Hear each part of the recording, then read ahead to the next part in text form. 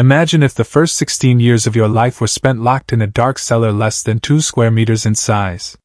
No sunlight, no sound, no other human being except a mysterious man in black. Your world consists only of 2 wooden horse toys, along with bread and water that appear each morning out of nowhere. In May 1828, a staggering figure appeared on the streets of Nuremberg. His name was Kaspar Hauser. Tonight, by the soft glow of flickering flames, let us walk quietly into the true story of his life. He was once Europe's most famous wild child, a secret many nobles sought to protect, or eliminate. Was the letter clutched in his hand a lifeline, or an invitation to his own grave?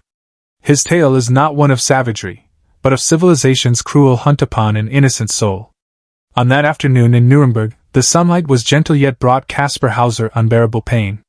He stood in the market square, his skin pale as translucent paper, his blue eyes wide with terror. He could only mumble 2 phrases over and over.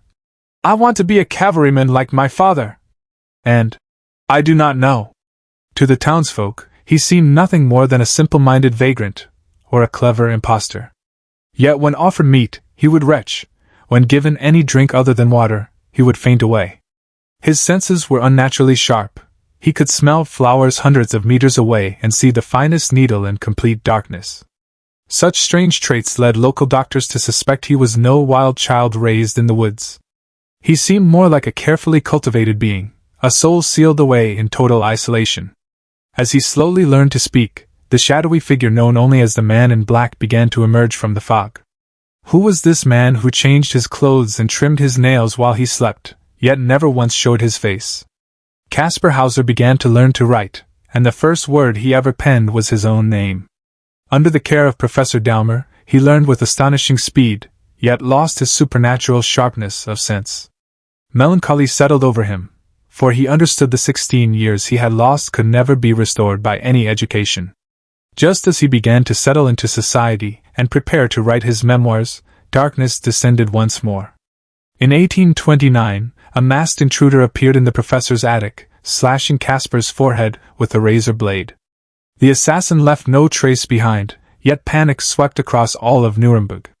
Why kill a youth who had barely learned to care for himself? What threat did he pose to those in power? Rumors spread like plague throughout European salons. Kaspar Hauser was the missing heir to the Grand Duchy of Baden. He was the eldest son of Grand Duke Karl and Princess Stephanie of France. The infant officially declared dead only 2 weeks after birth. If he lived, the ruling family were usurpers, and Kaspar was the rightful heir who had to disappear forever.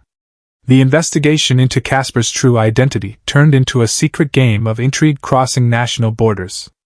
Princess Stephanie spent her remaining years convinced her son had been swapped away by his stepmother, with a substitute infant buried in his place. Kaspar was sent to the remote town of Ansbach, living under the patronage of Lord Stanhope. The Earl's behavior was deeply suspicious, claiming to be Kaspar's protector, while spreading rumors that the boy was nothing but a fraud. Kaspar felt the malice and distrust closing in around him, trapped no longer in a stone cellar but in the invisible cage of society. His mental state deteriorated rapidly. The pure, innocent boy learned to hide his feelings and lie to win others' favor. People mocked his vanity, forgetting he had not even known the meaning of deceit only months before. He was like an unnaturally ripened fruit, beginning to rot before ever tasting the sweetness of sunlight. Lurking eyes never left his back, waiting to strike the fatal final blow. The winter of 1833 brought heavy snow to Ansbach, covering every hidden secret beneath its white blanket. On the afternoon of December 14th, Kaspar Hauser stumbled home, clutching his chest tightly. Weakly he whispered fragmented words. "Court garden, a man, a bag, he stabbed me." In the snow of the garden, police found a small purple silk pouch holding a note written in mirrored reverse script. The message read, "Hauser will tell you my appearance and where I come from." 3 days later, Kaspar passed away in agony, his last murmurs still lingering on the dark cellar of his childhood. Even in death, malice refused to leave him. Many insisted he had staged the whole attack, fatally wounding himself in a bid for sympathy. Forensic reports proved otherwise. The wound was precise and forceful, impossible for a man to inflict upon himself. Kaspar Hauser departed this world carrying his endless riddles, laid to rest beneath an unmarked tombstone. On his gravestone in Ansbach lies an inscription.